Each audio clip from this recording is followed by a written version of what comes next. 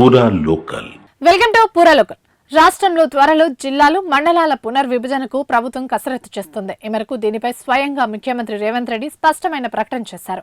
ముఖ్యమంత్రి ప్రకటనతో ఇన్ని రోజులుగా వస్తున్న ఊహాగానాలకు ఫుల్ స్టాప్ పడింది.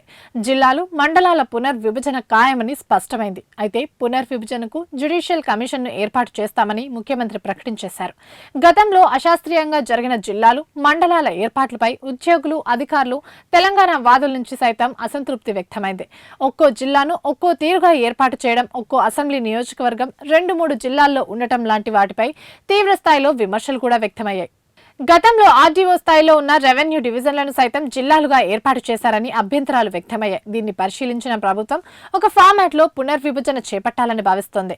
పునర్విభజనలో భాగంగా ఒక్కో లోక్సభ ప్రతిపాదికన జిల్లాను ఏర్పాటు చేయాలని సర్కార్ ఆలోచిస్తోంది. ఇదే ప్రతిపాదికన చేపడితే రాజకీయంగానూ ఎలాంటి విమర్శలు ఒత్తిళ్లు రావని భావిస్తోంది.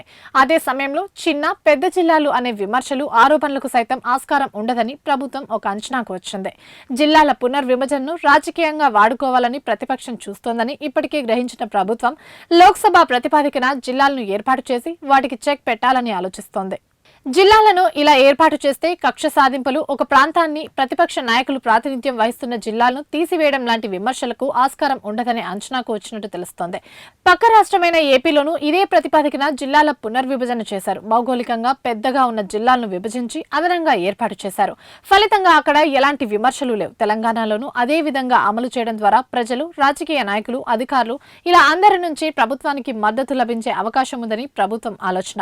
ఈ విధానంలో జిల్లాలు అటు నుంచి చిన్నవిగా కాకుండా ఇటు మరీ పెద్దవిగా కాకుండా ఉంటాయని ప్రభుత్వ పెద్దలు అంచనా వేస్తున్నారు. కనిష్టంగా 17 జిల్లాల నుంచి గరిష్టంగా 20 వరకు జిల్లాలు ఏర్పాటయ్యే అవకాశం ఉందని భావిస్తున్నారు. అయితే జిల్లాల పునర్విభజనపై సుప్రీంకోర్టు లేదా హైకోర్టు రిటైర్డ్ జడ్జి నేతృత్వంలో జ్యుడిషియల్ కమిషన్ ఏర్పాటు చేయాలని ప్రభుత్వం నిర్ణయించింది. ఇందులో మాజీ ఐపీఎస్ అధికారులు, రెవెన్యూ, పంచాయతీరాజ్ అధికారులు ఉండనున్నారు. జిల్లాల పునర్విభజనను ఏ విధంగా చేయాలి, అందుకు సంబంధించిన మార్గదర్శకాలు, విధి విధానాలపై అసెంబ్లీ బడ్జెట్ సమావేశాల్లో చర్చిస్తారు. ఆయా పార్టీల వ్యక్తం చేసే అభిప్రాయాలు, ఆలోచనలు, సూచనలకు అనుగుణంగా మార్గదర్శకాలు జారీ చేస్తారు. అనంతరం కమిషన్ అన్ని జిల్లాల్లో పర్యటించి అక్కడ జిల్లా కలెక్టర్, అధికార యంత్రాంగంతో సమావేశమవుతుంది. అక్కడ అవసరమైన అధికారిక సమాచారాన్ని కూడా సేకరిస్తుంది. అనంతరం ప్రజలు, రాజకీయ పార్టీలు, స్వచ్ఛంద సంస్థలు, మేధావులు, ఇతరుల నుంచి అభిప్రాయాలు, సూచనలు, వినతులు స్వీకరిస్తారు. వాటన్నిటినీ క్రోడీకరించి ప్రభుత్వానికి నివేదిక అందజేస్తుంది కమిషన్. అనంతరం ఆ నివేదికను కేబినెట్లో ప్రభుత్వం చర్చించి ఆమోదిస్తుంది.